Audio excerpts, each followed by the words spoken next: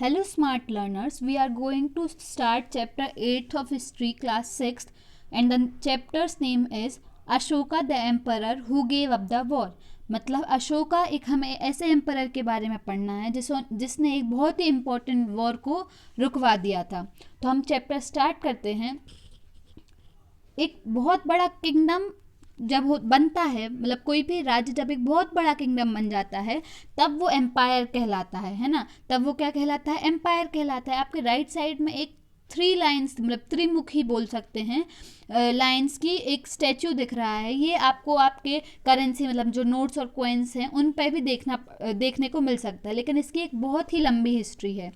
ये एक स्टोन पर कार्व करवाए गए हैं और इसको फिर कार्व करवाने के बाद एक पत्थर के स्तंभ या पत्थर के पिलर पर रखा गया है जो कि सारनाथ में है। अशोका अपने टाइम के बहुत ही ग्रेटेस्ट रूलर माने जाते हैं हिस्ट्री के, और उनके जो इंस्ट्रक्शंस हैं, उनकी जो तारीफ़ें हैं, उन्होंने इंस्क्रिप्शंस पर लिखवाई हैं। इंस्क्रिप्शंस क्या होते हैं? जो हार्ड सरफेसेस होते हैं, जब हम उन पर कोई चीज़ लिखवाते हैं तो उन्हें क्या बोलते हैं? इंस्क्रिप्शन बोलते हैं। और हम ये देखेंगे अब आगे के चैप्टर में आखिर उनके किंगडम को एम्पायर क्यों कहते थे। तो जो अशोका जिस डायनेस्टी को बिलोंग करते थे उसके फाउंडर कौन थे? उनके ग्रैंडफादर थे, और उनके ग्रैंडफादर कौन थे? चंद्रगुप्त मौर्य थे। और चंद्रगुप्त मौर्य ने अपने गुरु चाणक्य, जिन्हें कौटिल्य, जो बहुत ही वाइज थे, बहुत ही कुशाग्र बुद्धि के धनी थे, उनके साथ मिलकर ये मौर्य डायनेस्टी बनाई थी।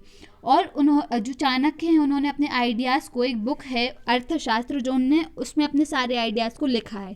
तो एक डायनेस्टी क्या कहलाती है? जब सेम फैमिली के लोग एक के बाद एक करके उस राज्य के शासक बन जाते हैं, रूलर्स बन जाते हैं, तो उसे ही हम क्या कहने लगते हैं? डायनेस्टी। और मौर्य भी एक डायनेस्टी है। क्यों? क्योंकि पहले चंद्रगुप्त उस राज्य के राजा बने, फिर उनके बाद उनके पुत्र बिंदुसार, और बिंदुसार के बाद अशोक उसको राज्य करने लगे। तो इसीलिए इसको क्या कहते हैं? डायनेस्टी कहते हैं। ठीक है।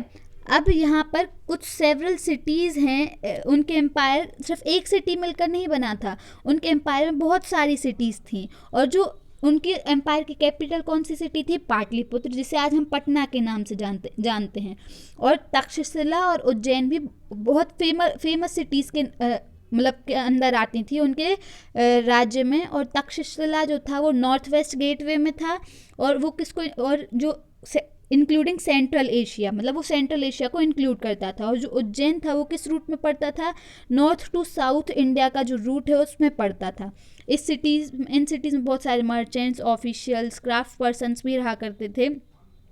और राज्य के कुछ और एरिया में कौन रहते थे? फार्मर्स रहते थे, हर्डर्स या पशुपालक कह सकते हैं, वो रहते थे। सेंट्रल इंडिया में बहुत सारे फॉरेस्ट हैं, तो उन फॉरेस्ट में लोग क्या करते थे? फॉरेस्ट में एनिमल्स को अपने फूड के लिए हंट करते थे, मतलब हंटिंग करते थे और फूड गैदर करते थे फॉरेस्ट से ही। और अलग अलग लोग यहाँ पर बहुत सारे लोग रहा करते थे, तो अलग अलग लैंग्वेज बोला करते थे, अलग अलग उनकी भाषा, कपड़ा पहनावा, सब कुछ अलग, मतलब बहुत सारी वेराइटीज़ थी। और इस मैप में जो आपको दिखाया गया है, यहाँ पर उनकी कैपिटल सिटी है पाटलिपुत्र, और जितनी ब्लैक डॉट्स हैं ये उनकी राज्य के, उनके किंगडम के अंदर ये सिटीज़ आती हैं।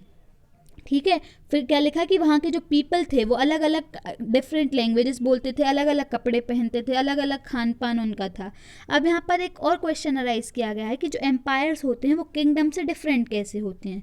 तो जो एम्पायर्स होते हैं वो किंगडम से बहुत बड़े होते हैं, इसलिए उन्हें रिसोर्सेज की ज़्यादा ज़रूरत पड़ती है, और प्रोटेक्शन के लिए लार्ज आर्मीज़ की भी ज़रूरत पड़ती है। और वहाँ पर टैक्स भी बड़े बड़े लार्ज नंबर ऑफ ऑफिशियल्स मिलकर वहाँ पर वो टैक्स कलेक्ट किया करते थे। तो अब अगले वीडियो में हम पढ़ेंगे कि उस एम्पायर को रूल कैसे किया जाता था। इस वीडियो में इतना ही, तब तक आप इसे रिवाइज कीजिए। Thank you.